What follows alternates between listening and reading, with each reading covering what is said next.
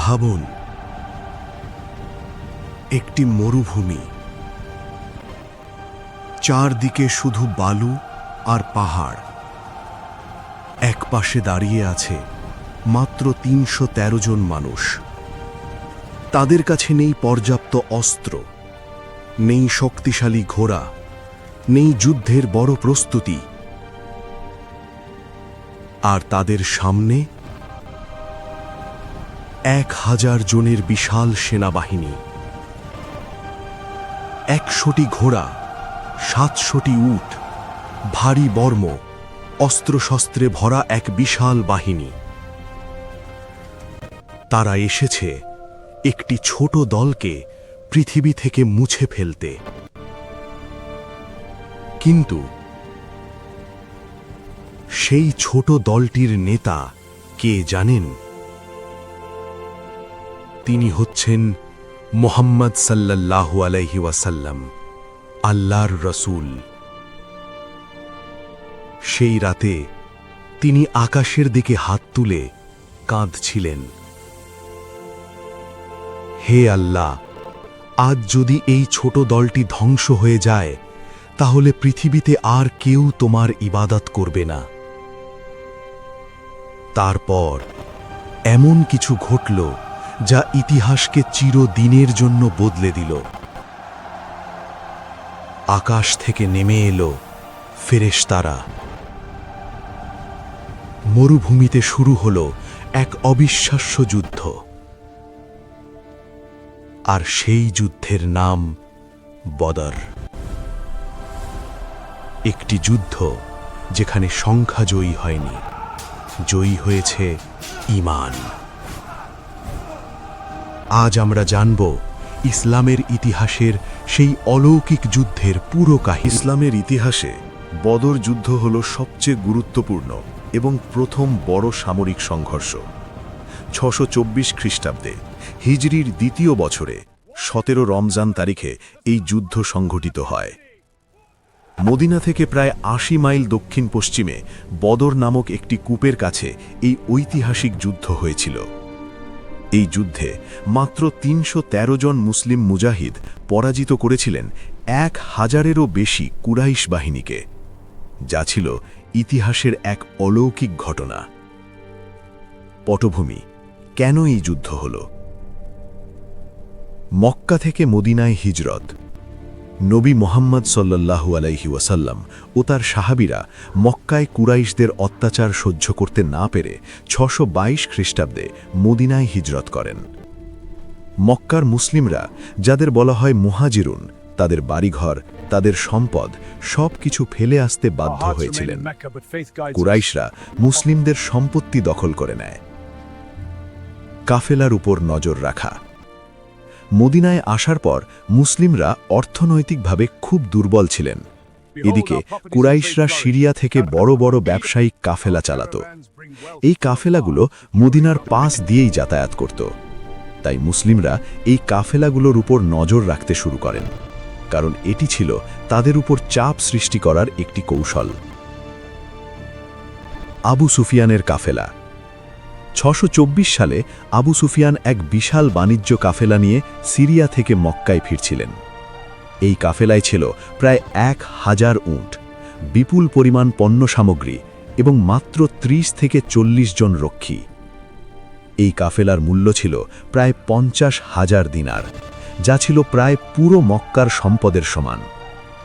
তখন নবী সাল্লাল্লাহু আলাইহি ওয়াসাল্লাম মুসলিমদের বললেন এই কাফেলা আটকানোর জন্য বের হতে, কারণ এটি ছিল মুসলিমদের হারানো সম্পদের ন্যায্য প্রতিদান।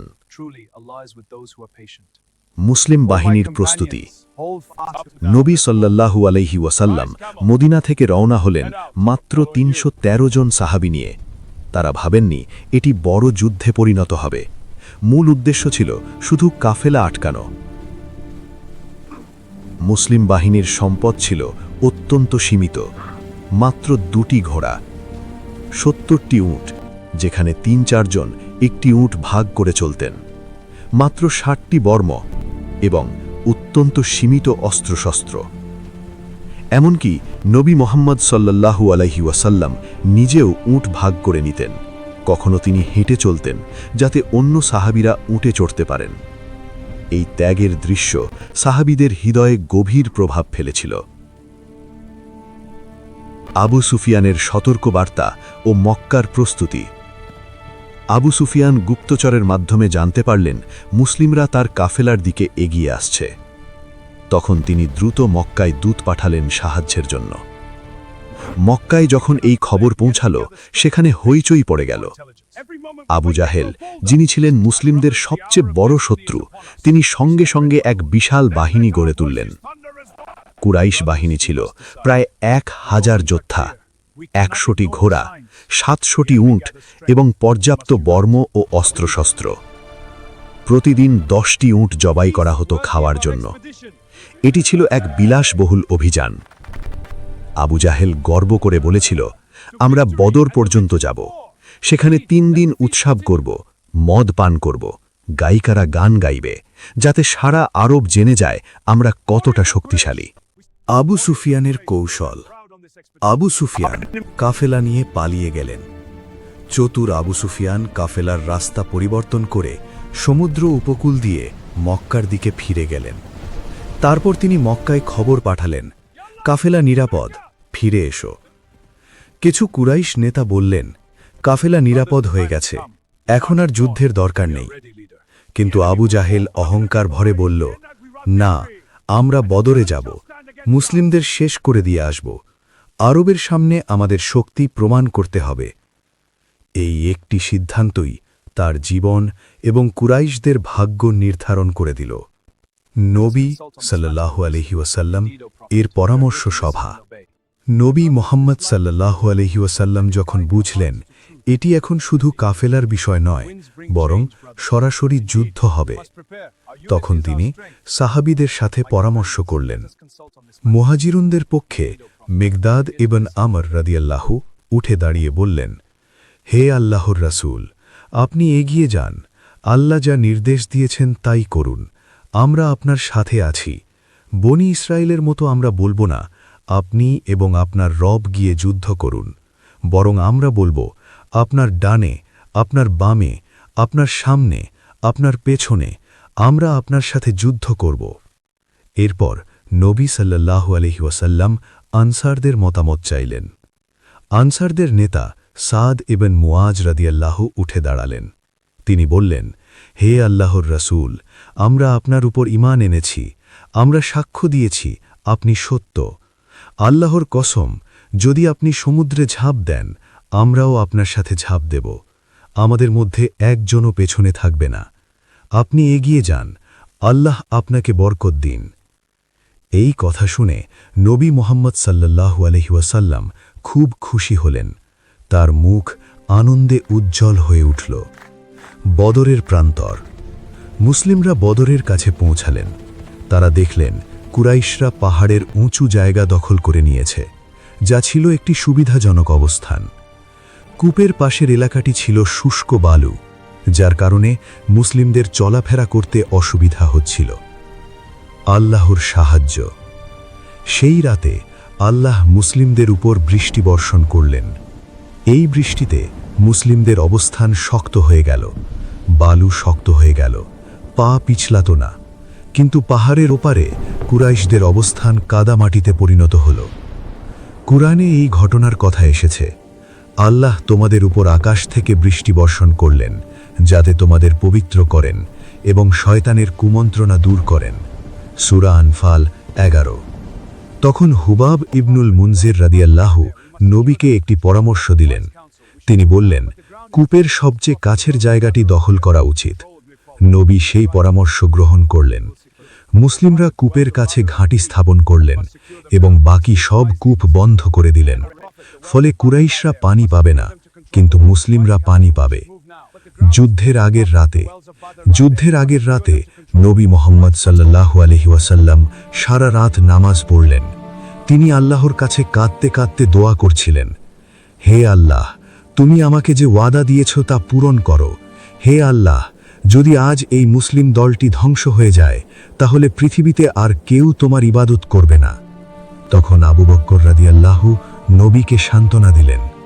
তিনি বললেন, হে আল্লাহর রাসূল, যথেষ্ট হয়েছে, আল্লাহ অবশ্যই তার ওয়াদা পূরণ করবেন। ফেরেশতাদের আগমন। সেই রাতে আল্লাহ জিবরাইল আলাইহিসসালামের নেতৃত্বে ফেরেশতাদের পাঠালেন মুসলিমদের সাহায্যের জন্য। যুদ্ধের সূচনা। পরদিন সকালে বদরের প্রান্তরে শুরু হল যুদ্ধের প্রথম ধাপ। ইসলামী যুদ্ধের রীতি অনুযায়ী প্রথমে একক দ্বন্দ্বযুদ্ধ হয়। কুরাইশ পক্ষ থেকে এলেন উতবা ইবন রাবিয়া, শাইবা ইবন রাবিয়া, ওয়ালিদ ইবন উতবা। মুসলিম পক্ষ থেকে এলেন হামজা রাদিয়াল্লাহু, আলী রাদিয়াল্লাহু, উবাইদা রাদিয়াল্লাহু। হামজা রাদিয়াল্লাহু শাইবাকে এক আঘাতেই পরাজিত করলেন। আলী রাদিয়াল্লাহু ওয়ালিদকে পরাজিত করলেন। উবাইদা এবং উতবার লড়াই ছিল খুব কঠিন, উভয়েই আহত হলেন। তারপর হামজা এবং আলী রাদিয়াল্লাহু এসে উতবাকে শেষ করলেন, কিন্তু উবাইদা পরে শাহাদত বরণ করেন। মূল যুদ্ধ। এরপর শুরু হলো বদরের মূল যুদ্ধ। নবী নির্দেশ দিলেন, যখন শত্রুরা কাছে আসবে তখন তীর ছুড়বে, আর তলোয়ার ব্যবহার করবে যখন তারা একেবারে কাছে চলে আসবে। এক পর্যায়ে নবী এক মুঠো বালু তুলে কুরাইশদের দিকে নিক্ষেপ করলেন। তিনি বললেন, শাহাতিল উজুহ। কুরআনে বলা হয়েছে, তুমি নিক্ষেপ করনি, বরং আল্লাহই নিক্ষেপ করেছেন। সূরা আনফাল 17। এরপর ফেরেশতারা মুসলিমদের পাশে যুদ্ধে অংশ নিলেন। আল্লাহ 1000 ফেরেশতা পাঠালেন। তারপর 3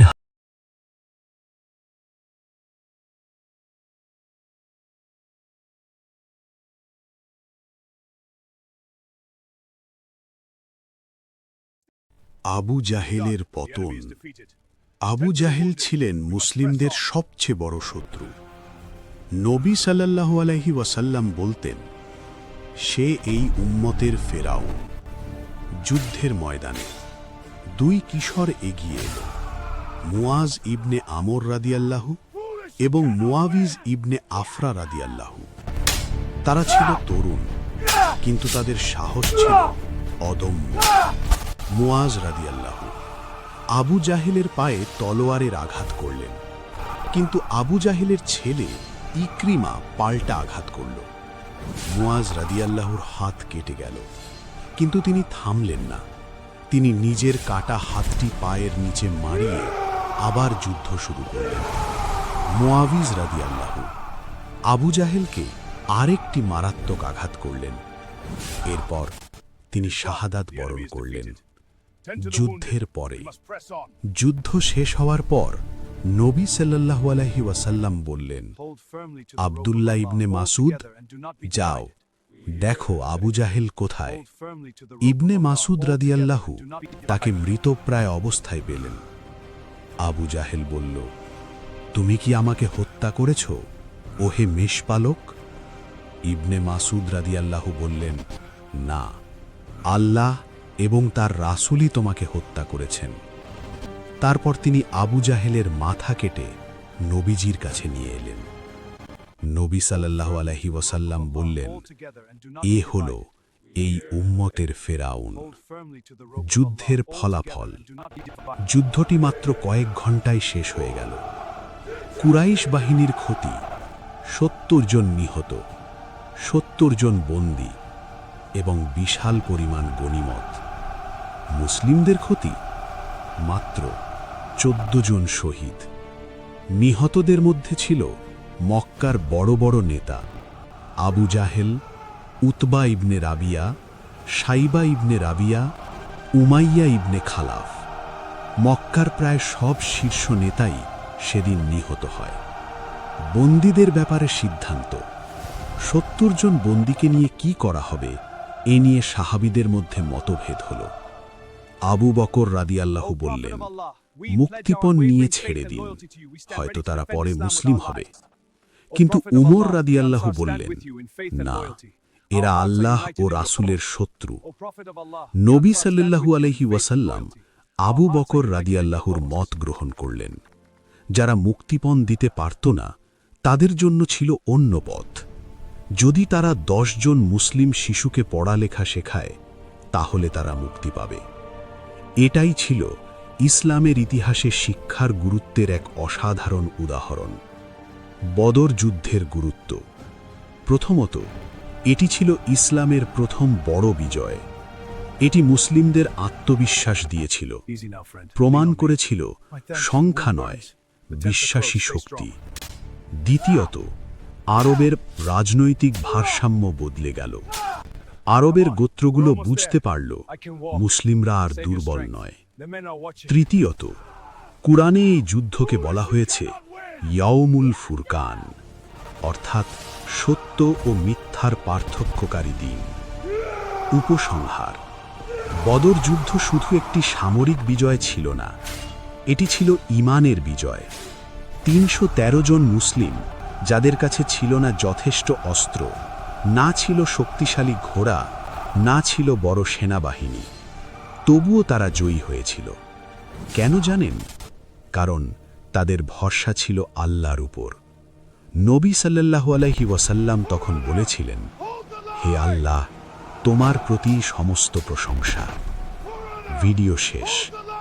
আপনাদের যদি এই ভিডিওটি ভালো লেগে থাকে তাহলে লাইক, কমেন্ট এবং সাবস্ক্রাইব করে দিন। ভিডিওর কোন অংশটি আপনাদের সবচেয়ে ভালো লেগেছে কমেন্টে জানাতে ভুলবেন না। আর পরবর্তীতে কোন বিষয়ের ওপর ভিডিও চান সেটাও লিখে জানাতে পারেন। আল্লাহ তাআলা আমাদের সবাইকে সুস্থতা দান করুন। আল্লাহ হাফেজ।